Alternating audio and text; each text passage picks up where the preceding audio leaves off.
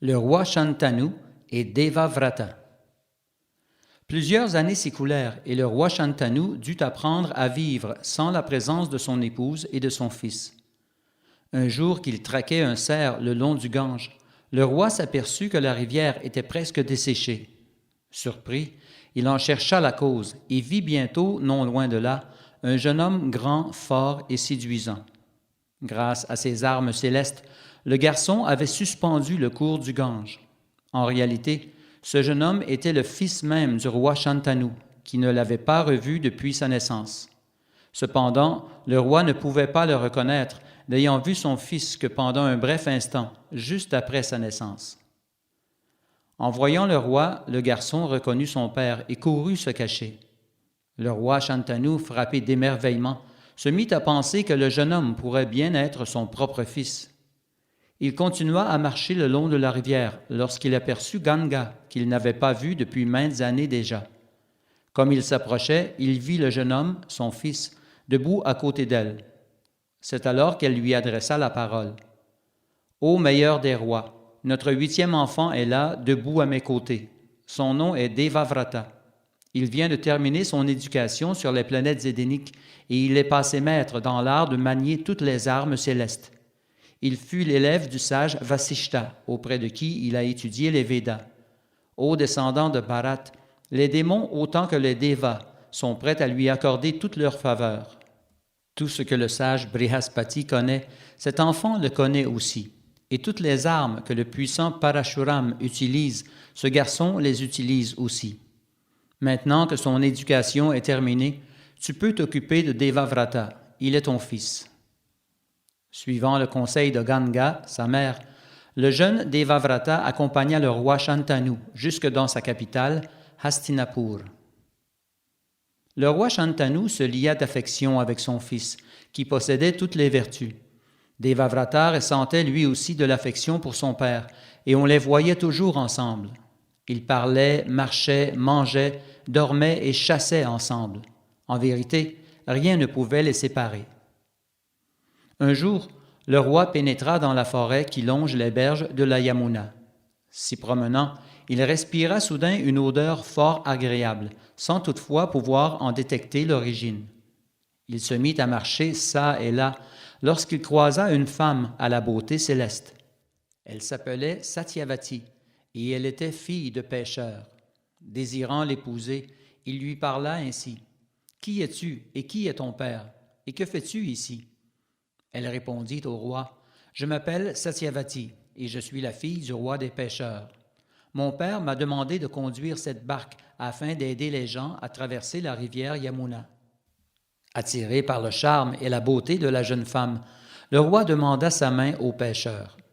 Ce dernier lui dit, « Ma fille ne pourrait certes trouver un époux qui lui convienne mieux que toi. Cependant, une condition est à remplir pour obtenir sa main. Je veux que l'enfant qui naîtra de ma fille devienne le roi de la terre.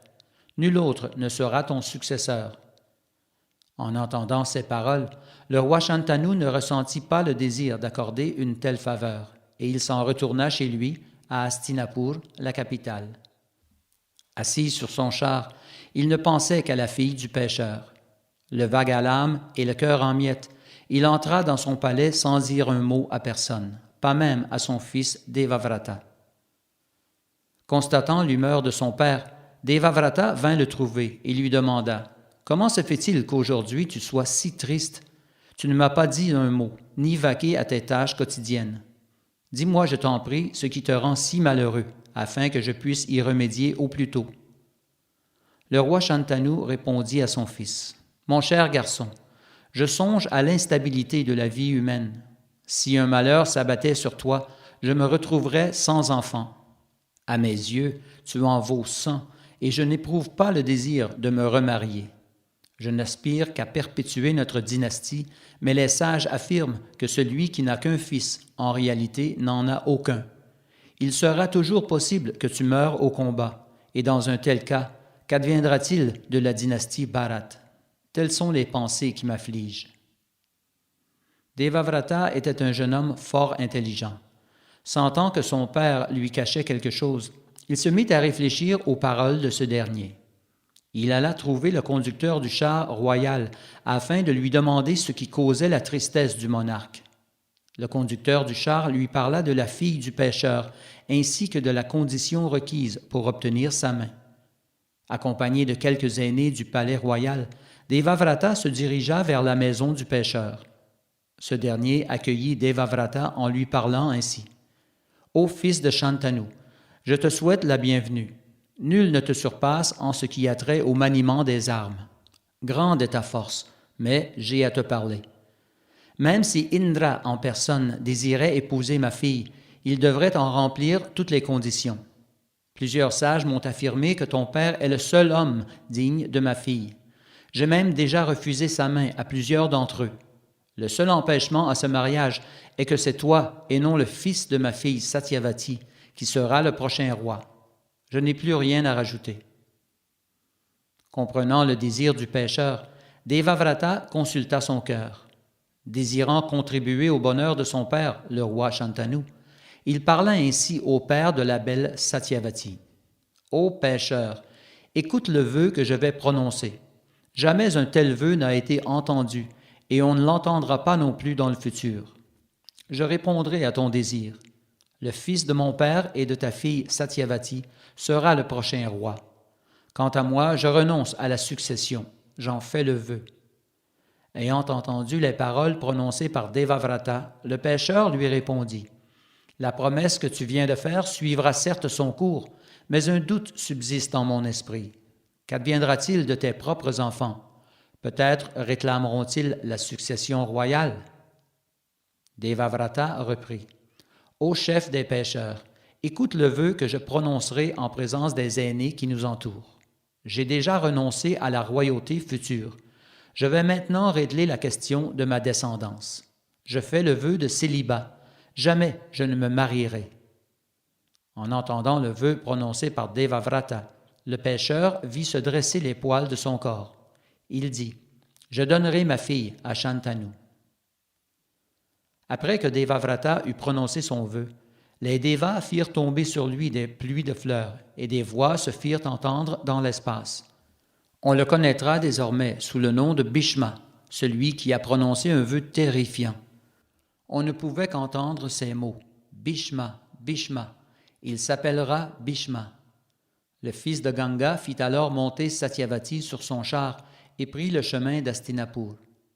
Lorsque le roi Shantanu eut vent de l'intervention merveilleuse de son fils, il en fut comblé et le bénit en disant « La mort ne pourra te surprendre tant et aussi longtemps que tu voudras continuer à vivre.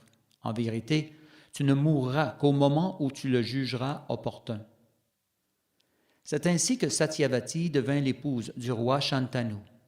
Devavrata avait fait le vœu de vivre dans le célibat toute sa vie durant, et cela ne s'était jamais vu chez les kshatriyas, lesquels entretiennent en général plusieurs épouses et engendrent beaucoup d'enfants. Bhishma était un grand dévot de Vishnu, et par la force de son dévouement au pied du Seigneur, il fut en mesure de prononcer et de maintenir le vœu de brahmacharya, laissant de côté la soi-disant beauté des femmes de ce monde. En permettant à sa semence de monter vers le haut, un homme voit augmenter sa force, son intelligence, sa mémoire et sa longévité. C'est la raison pour laquelle Bhishma devint le plus vaillant de tous les guerriers. Même à un âge très avancé, durant la bataille de Kurukshetra, il fut considéré comme le plus puissant de tous les guerriers présents. Cela était dû à la force de son célibat, ainsi qu'à la grande dévotion qu'il portait envers le Seigneur Krishna.